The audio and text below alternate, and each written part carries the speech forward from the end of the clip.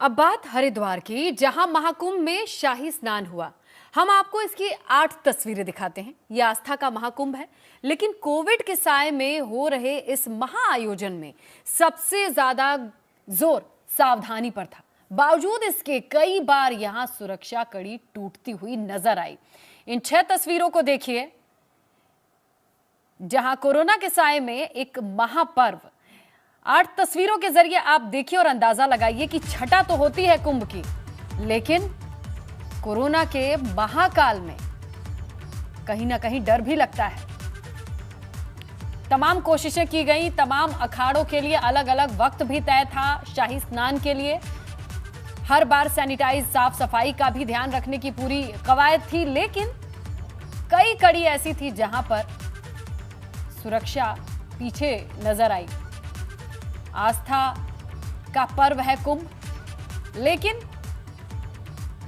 शाही स्नान की ये तस्वीरें आपकी टीवी स्क्रीन पर, जहां नागा साधुओं का स्नान कुंभ में नन्हे सन्यासी भी नजर आए, तो आसमान से पुष्प वर्षा की गई। हर की पौड़ी पर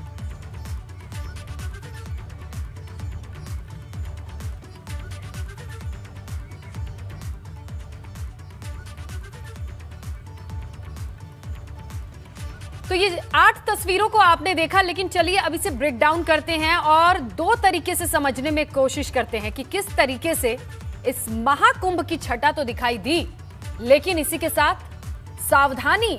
कोरोना के साए में इस महाकुंभ को, कोरोना के साए में जब महाकुंभ को कराने की बात आई है, तो सावधानी पर कहां कितना जोर दिया गया, इसके बारे में भी आप जानने की कोशिश कीजिए। कितनी लंबी चौड़ी तैयारी की गई कि सावधानी के साथ महाकुंभ में शाही स्नान हो। इसके तहत किस तरीके से कोविड प्रोटोकॉल की धज्जियां भी उड़ी, ये सारी चीजें एबीपी गंगा के कैमरे में कैद हो गई हैं, दिखाई दी हैं, जो ना तो चेहरे पर मास्क दिखाई देते हैं, ना ही सोशल डिस्टेंसिंग का पालन हो पाया है। संवाददाता पंकज राणा ने हरिद्वार में इसका जायजा लिया, देखिए रिपोर्ट। आस्था के पर्व महाकुंभ में लाखों की संख्या में श्रद्धालु मां गंगा में आस्था की डुबकी लगाने पहुंचे हैं। कोरोना के साए में हो रहे इस पर्व में तमाम श्रद्धालु आए जरूर हैं, लेकिन कोरोना के नियमों का पालन नहीं हुआ। सोशल डिस्टेंसिंग तो है नहीं, कई लोग ऐसे हैं जो मास्क भी नहीं लगा रहे हैं। तो इस बात से इसका साफ अंदाजा लगाया जा सकता है कि लोगों के अंदर अभी डर नहीं है कोरोना को लेकर। लगा रहे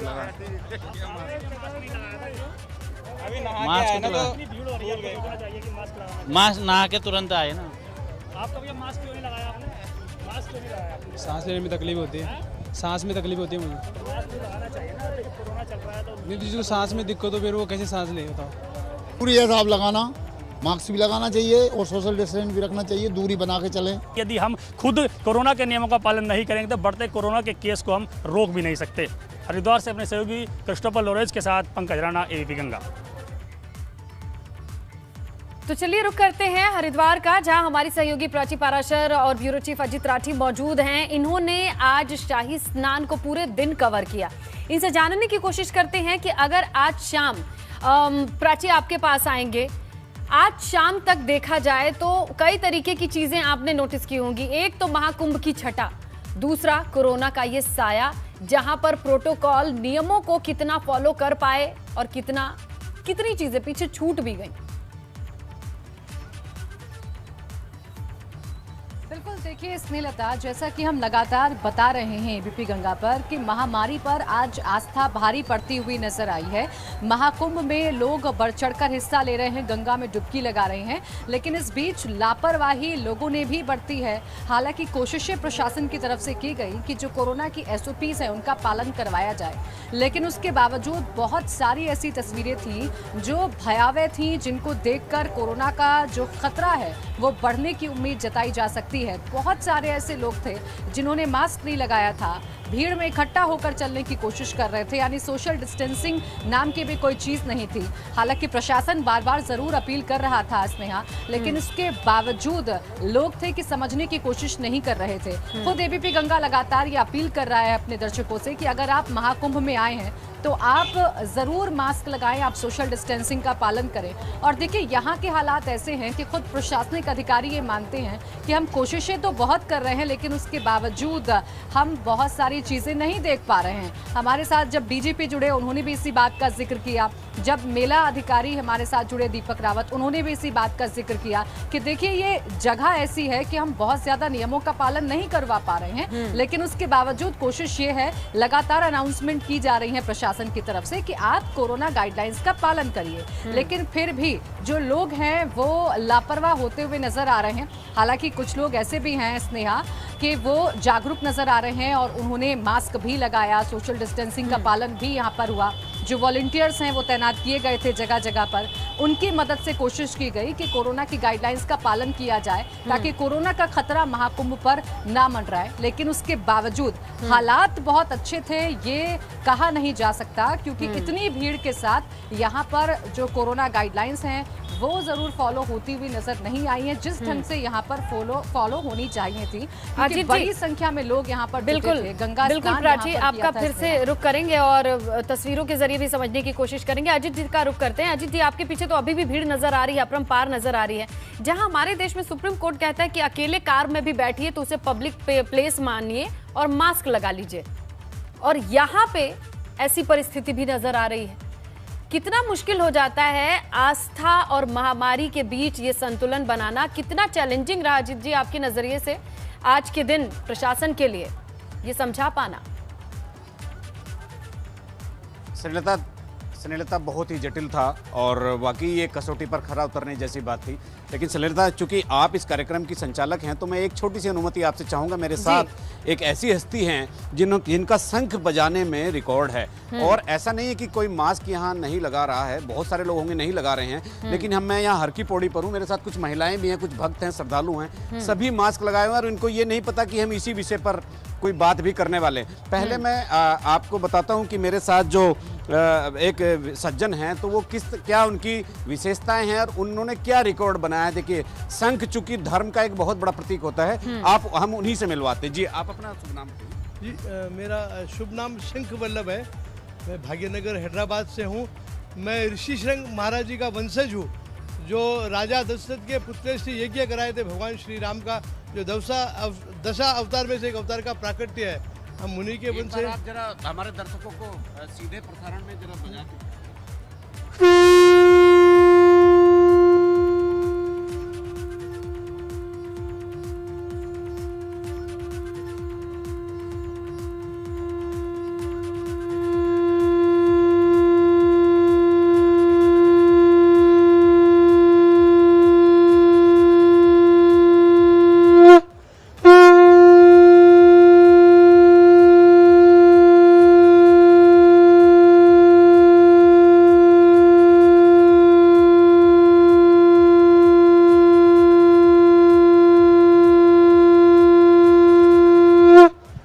मेरे साथ कुछ महिलाएं भी हैं, उनसे भी बात करवाते हैं कि वो कहाँ से आई हैं और कोविड की जो एसओपी है वो क्या कहते हैं। क्योंकि महिला होने के नाते वो थोड़ी संवेदनशील महिलाएं होती हैं, वो परिवार चलाती हैं, तो बताएंगी। आप बताइए कि आप कहाँ से आई है, क्या नाम है? मेरा नाम जयश्री उपाध्याय है, मैं हैदराबाद से आई हूँ। तो यहाँ बहुत सारे लोग थे, किसी ने मास्क नहीं लगाया था, आप लोगों ने देखा होगा, आपके साथ जो आए होंगे कुछ जागरूक करने की कोशिश आप लोगों ने भी की होगी। हाँ, की काफ़ी लोगों ने कहा है कि डिस्टेंस मेंटेन कीजिए, मास्क लगाइए, फिर भी जैसा चल रहा है वैसा चल रहा है, सबको कुंभ नहाने की पड़ी है। आपका शुभ नाम क्या है? पूनम जोशी, मैं भाग्यनगर से हूँ। बस हमारी श्रद्धा है जो हम यहाँ पे आए हैं गंगा माई के दर्शन करने और कुंभ स्नान करने। आपका शुभ नाम क्या है? मेरा नाम रामनिवास जोशी है। यहाँ पर हमको एक अच्छी बात लगी कि सरकार ने अपनी तरफ से ये जो मास्क दिया है, उन्होंने बहुत अच्छी सुविधाएं रखी है और सभी जगह सैनिटाइजर लगाए गए हैं और पुलिस व्यवस्था भी बहुत बढ़िया है। यहाँ कुंभ का आनंद ले रहे हैं हम लोग, बहुत अच्छा लग रहा है। अजीत जी, अच्छा लगा आज। ओम प्रकाश उपाध्याय है। आप कहाँ से आए हैं?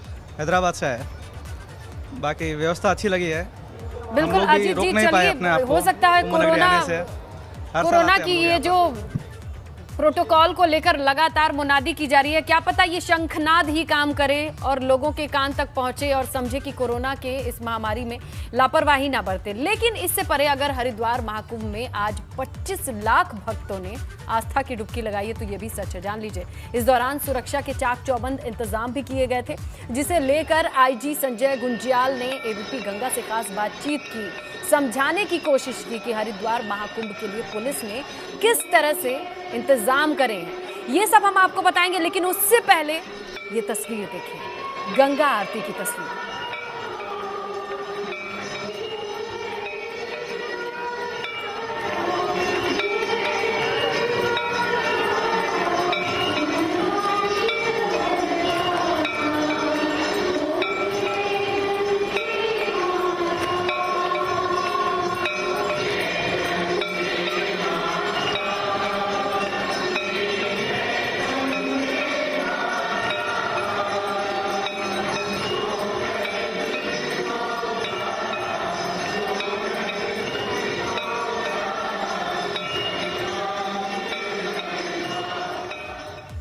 तो शायद इस गंगा आरती से मां गंगा से यही प्रार्थना की गई होगी कि कोरोना के इस संकट से जल्दी मुक्ति मिले।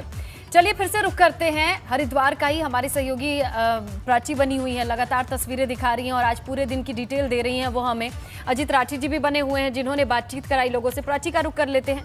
और प्राची, अभी भी आपके पीछे काफी भीड़ दिखाई दे रही है, लोग दिखाई दे रहे हैं और इस पर तो हम रिपोर्ट भी दिखाएंगे कि कितना बड़ा चैलेंज रहा है आज प्रशासन के लिए। 25 लाख लोग, कोरोना का संकट और ये सारी चीजें मैनेज करना।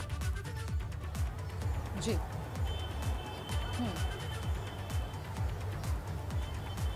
बिल्कुल स्नेहलता, देखिए जिस तरीके से आप कह रही हैं कि चुनौती बहुत बड़ी थी, लेकिन उस चुनौती पर कहीं ना कहीं प्रशासन खरा उतरता हुआ नजर आया है, क्योंकि तमाम यहाँ पर जो इंतज़ाम थे वो किए गए थे, जैसा कि आप मेरे पीछे तस्वीरों में देख सकते हैं।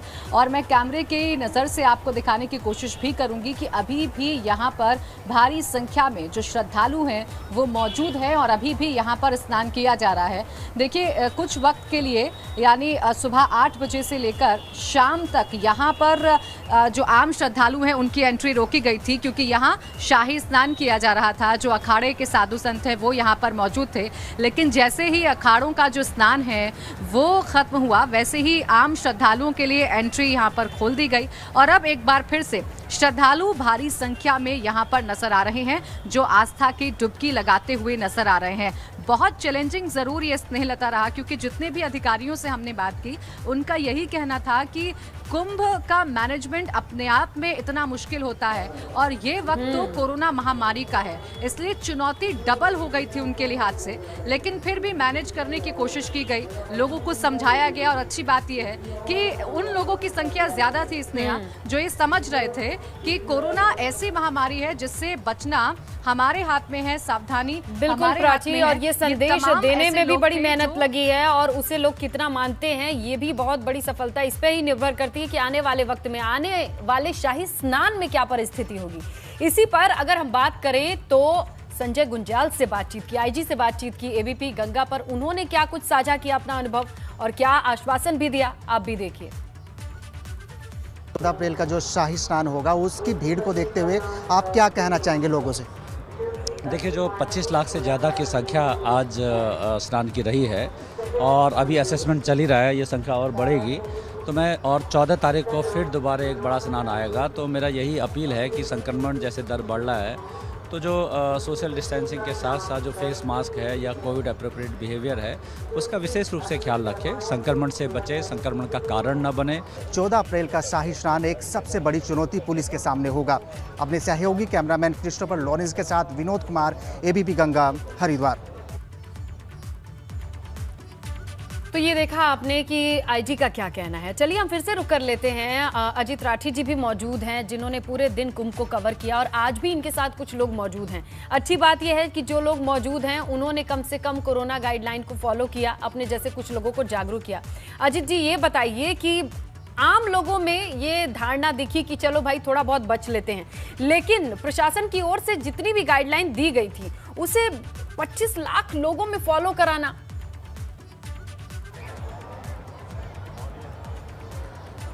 स्नेहलता, देखिए तकनीकी तौर पर और व्यवहारिक तौर पर हमें 2-3 चीज़ों को समझना होगा कि जो एसओपी है वो उस एसओपी को फुल और फाइनल तरीके से यहाँ पर इम्प्लीमेंट कर देना किसी के बस की बात नहीं है। अब दूसरी सबसे महत्वपूर्ण बात यह है कि जो शहर में लोग घूम रहे हैं तो उनको तो आप चेक कर सकते हैं, लेकिन जो हर की पौड़ी पर आ गए, गंगा मैया के किनारे आ गए, अगर उन्हें नहाना है तो मास्क तो उतारना ही पड़ेगा।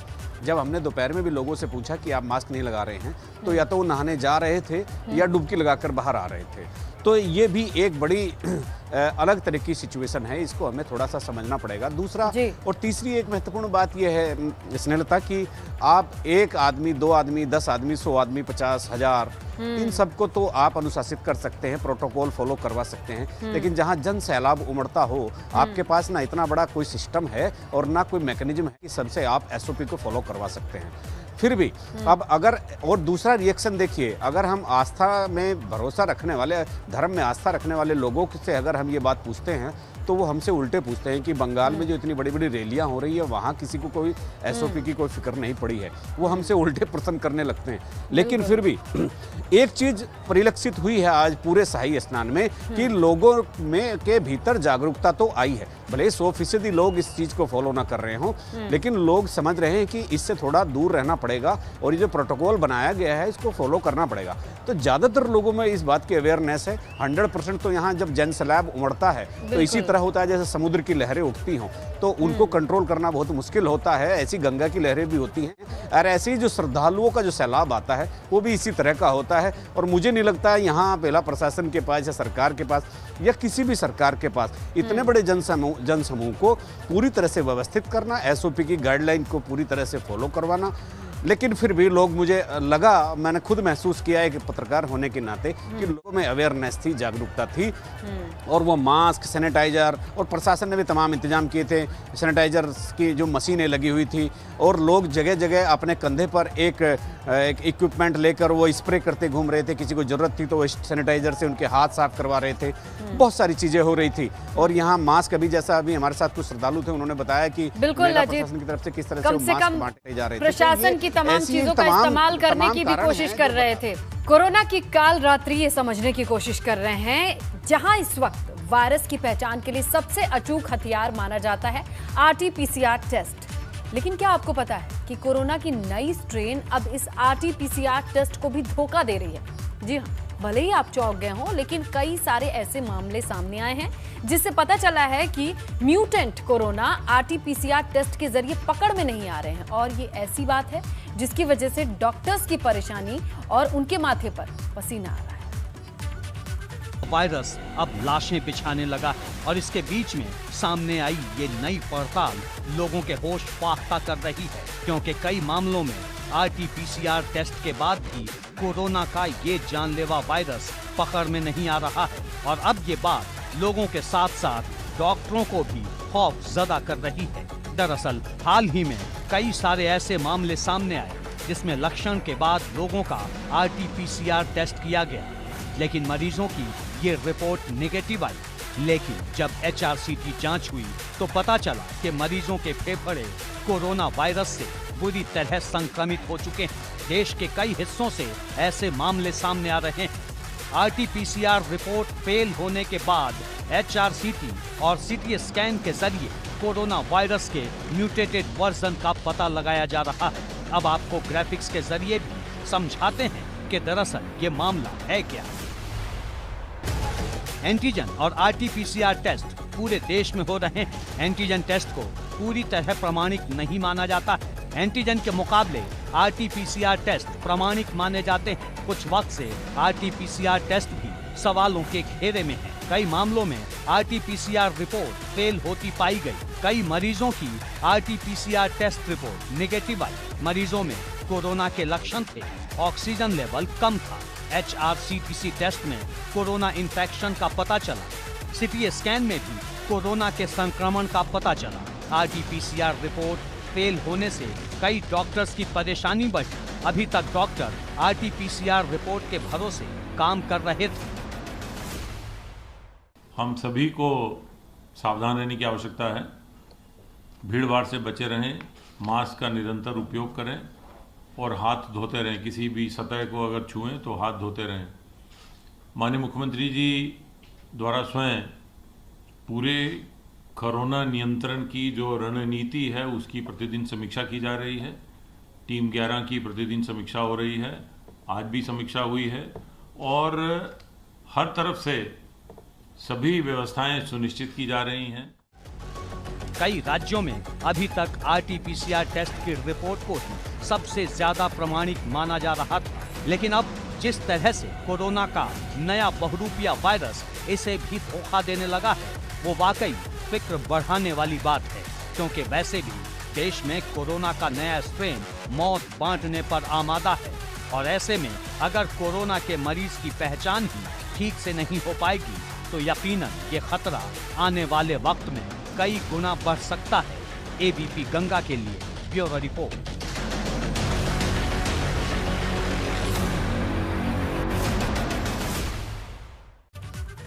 तो नए स्ट्रेन की पहचान भी मुश्किल है। तो ये था हमारा आज का ये खास कार्यक्रम, जिसके जरिए समझाने की कोशिश यही है, ना डरिए ना डराइए, लेकिन जितना हो सके जागरूक रहिए। कोरोना के कहर से बचने का यही एक उपाय है।